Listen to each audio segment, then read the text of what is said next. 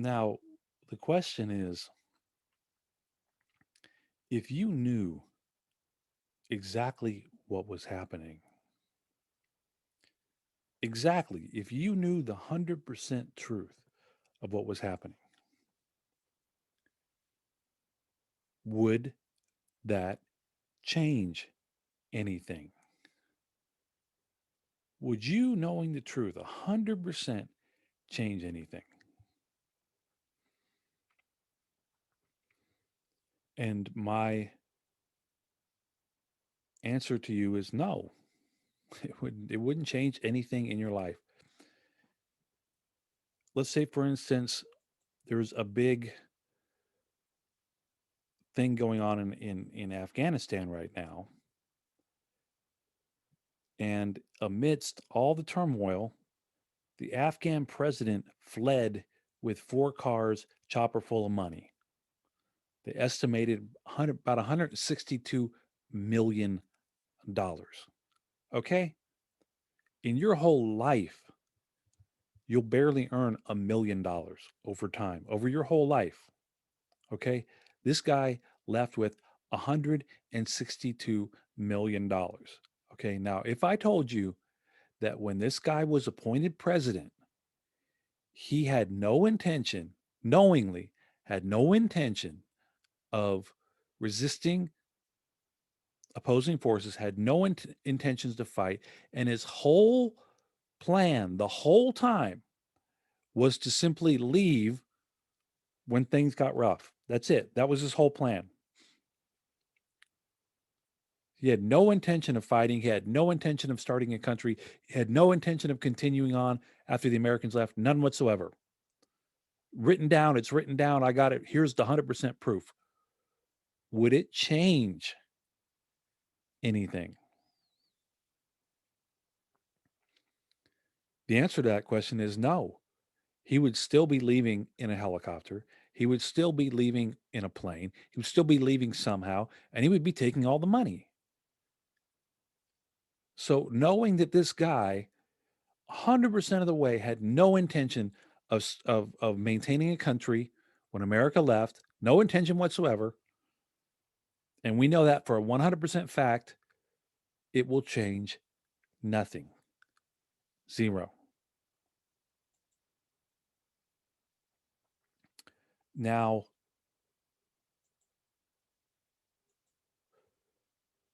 what if I told you, okay, and we had 100% proof that robots, in terms of security, are put here to 100% control the population so you don't do anything wrong. And if you do something wrong, the robot,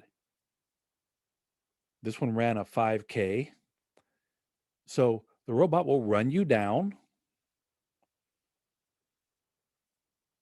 and hurt you, or run you down and what do you call it? Restrain you, run you down and take away your freedom.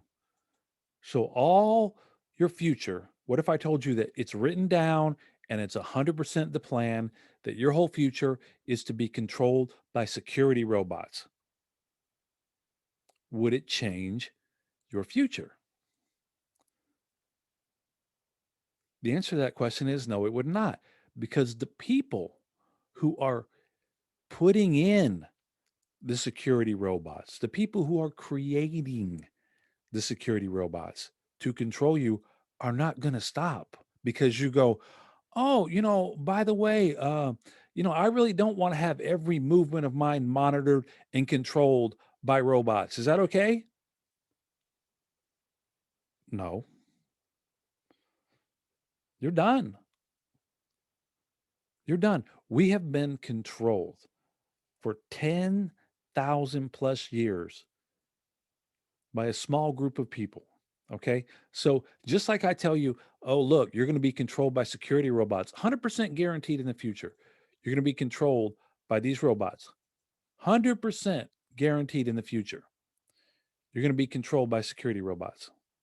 Okay. There's going to be no more cops or very few cops, and you're going to be monitored by by these security robots.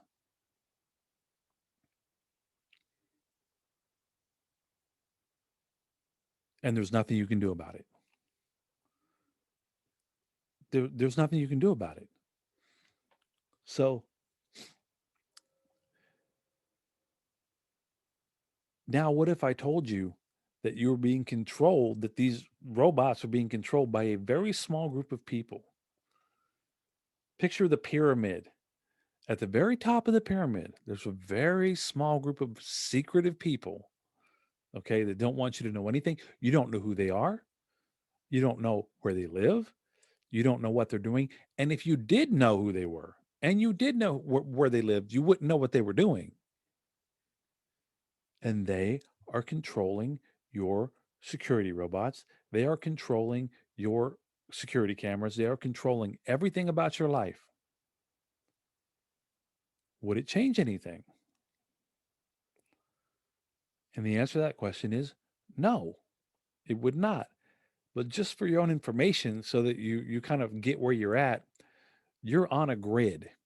You're in a maze. You are in a controlled environment that was created for you to live in and for them to control.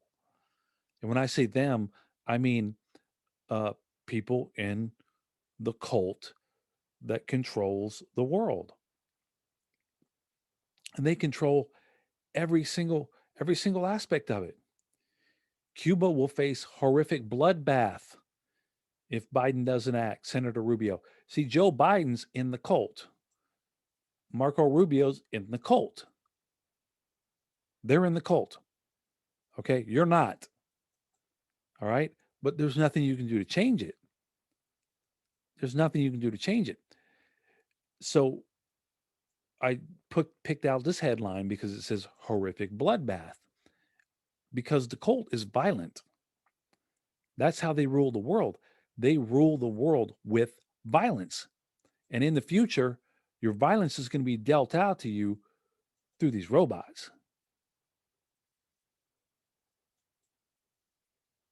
Right here's one by Ghost Robotics, that you can mount anything up here. They will mount anything on this for you. This is not a supposedly Boston Dynamics has said, "Oh, we're not going to mount any weapons on our robots." Well, guess who could mount weapons on your robots? Somebody else, okay? But these people right here will they'll put a gun right there if you want. They'll put a laser right there if you want. They'll put a sound deafening weapon right there. They'll put anything right there that you want. And they are unstoppable. They're unstoppable. Continuous and unstoppable. Right here. So the people that are controlling these are people like Joe Biden and Senator Rubio. And these guys, once again, are only in control to a certain point, meaning that these guys are controlled. When I told you that the cult is behind closed doors, behind closed doors, behind closed doors, a lot of these guys right here that you're seeing, they're in the cult. They sign on to be in the cult, but they're lower level. Senator Rubio's not the upper level of the cult. He's in the cult and he's pretty high up. Biden is higher up than Rubio, but they're still being controlled by the cult. And I call that cult the Black Death cult. And cult members, let's see if I can find you some cult members here. This guy's a cult member, of course. Rubio's a cult member, of course. And any judge, any judge that you're seeing or in front of that makes decisions for you is a cult member. Think about it. If you have a dispute with your neighbor, right, over a lawnmower, who ultimately decides about that lawnmower? You, your neighbor, or a judge? A judge. If you have a dispute over a piece of land, who owns it, who doesn't, who can go there, what they can do there, who decides? You and the other person, or a judge? A judge does. If you have a dispute with your wife, no, she, she did this and I did this and she deserves this and I deserve that and blah blah blah. A divorce case. Who decides who gets what in a divorce? You or your wife? I mean, you, your wife, or a judge? A judge. If you have a dispute with your company, let's say you were fired and you think, wow, they fired me wrong and everything was wrong and they should have done better and blah blah blah blah. Who decides? You, the company, or a judge? A judge decides it. If a criminal prosecutor says you broke the law and you say no, I didn't, who decides if you broke the law? The prosecutor, you, or the judge? The judge.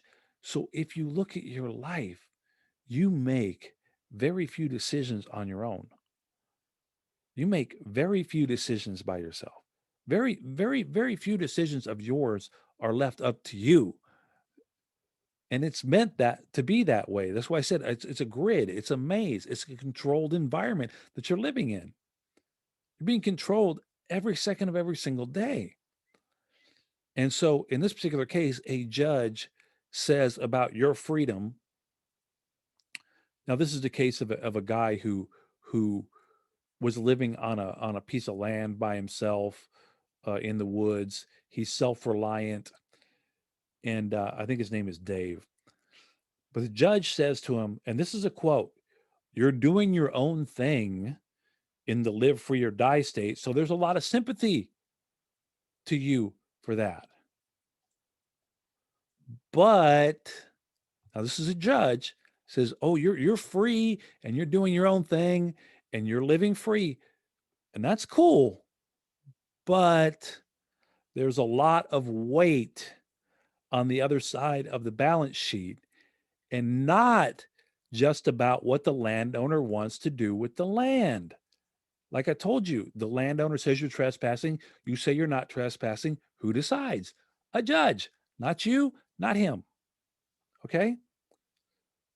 But the weight I feel to uphold the judgment and the court and the rule of law. So it's not just about what the landowner wants to do with the land, but the weight I feel to uphold the judgment of the court and the rule of law.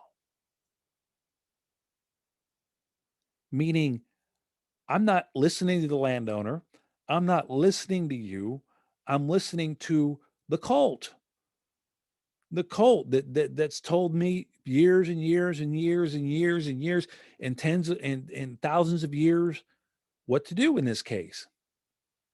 I'm not listening to you guys. The first laws were chiseled down, not the first laws, but the first written laws were chiseled down 8,000 plus years ago in Sumeria. An eye for an eye. That's one of the laws that was chiseled out. And so that's what the judge is saying. The judge is saying, I'm listening to my fellow cult members, not you. You don't matter. Now, the question is, if you knew this judge was part of a cult, if you knew that this judge was not there for you as a landowner or the guy who's trying not to be a landowner, for either one of you, he's not there for you, would it change anything? And the answer to that question is no. You're still going to have a judge telling you what to do because, like I had said, these guys rule with violence. These guys rule their world with violence. This whole world is ruled with violence. Colorado cop beat, choked, and threatened to kill unarmed man. Of course he did. He's the violence of the cult. The cult works its violence out through uh, through these people, which are known as cops. Here they all are. One of their cult members, and the cops are in the Black Death cult, 100%.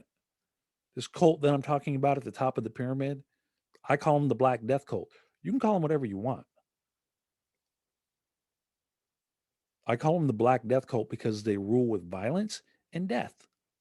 Those are the only two alternatives. So in other words, if you're the landowner, right? And the judge says he's got to live there, and you say no he doesn't, and you throw him off the land, guess who gets violenced? You. Because he said you didn't uphold my order that said he had to live there, take him away. Now if you're the guy who's on the land and the judge says the landowner told you to get off, so you don't get off, guess what happens? You get violenced. Who shows up there to get you off the land? That's right. Black Death Cult members. So they do everything under the threat of violence or under the threat of death. That's why I call them the Black Death Cult, because ultimately they will kill you. No problem. They have no problem. These cult members have no problem with you dying. None. Zero. And that's one reason why they're going to let the robot dogs loose on you, is because the robot dogs are going to run you over and kill you, and they're not going to care. Nobody's going to care. So these are all Black Death Cult members, and they're there because one of their cult members got shot. One of their cult members got killed. See, that's the thing with the Black Death Cult. If you kill one of their members, they will come back at you 1,000 times that. If you kill one, if you take one of their assets, they will come back and take every one of your assets. If you strip one of them of their liberty, they will strip 1,000 of you from your liberty. If you punch them, they will hammer you with a gun. If you come at them with any sort of violence, they will come back 1,000 times the force of what you put on them.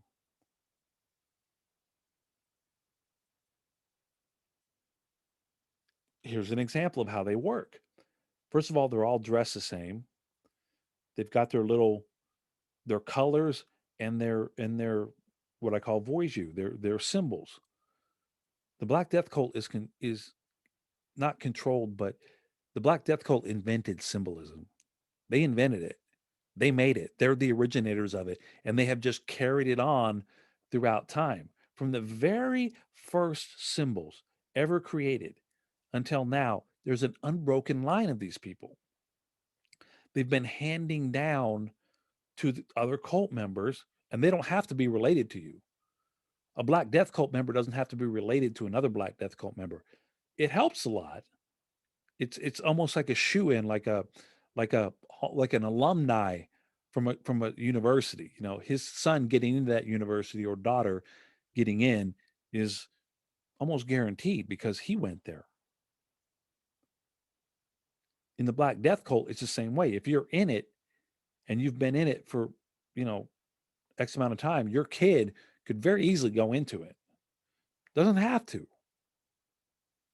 And kids that aren't in it and have no affiliation with it can join it, like these guys right here.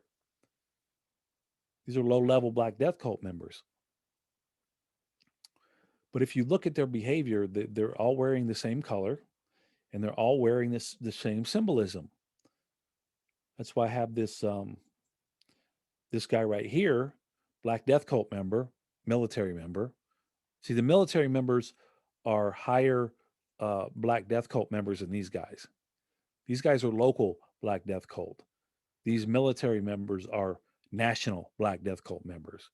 They have bigger firepower. They have access to more weaponry. They have an ability to kill more people. So these Black Death Cult members are higher than these Black Death Cult members, and these Black Death Cult members right here are higher than all of them so far that I've showed you. So if you look at the Black Death Cult members right here, they have the symbolism.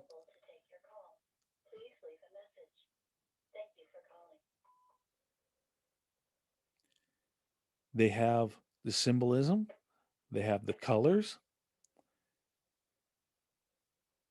And that's why I put this up here, because this guy right here, this is a symbol. Look how he's holding the symbol. He's carrying the symbol out. They didn't burn it. They didn't bury it. They took their symbol out with them because that symbolism right there means a whole bunch to them.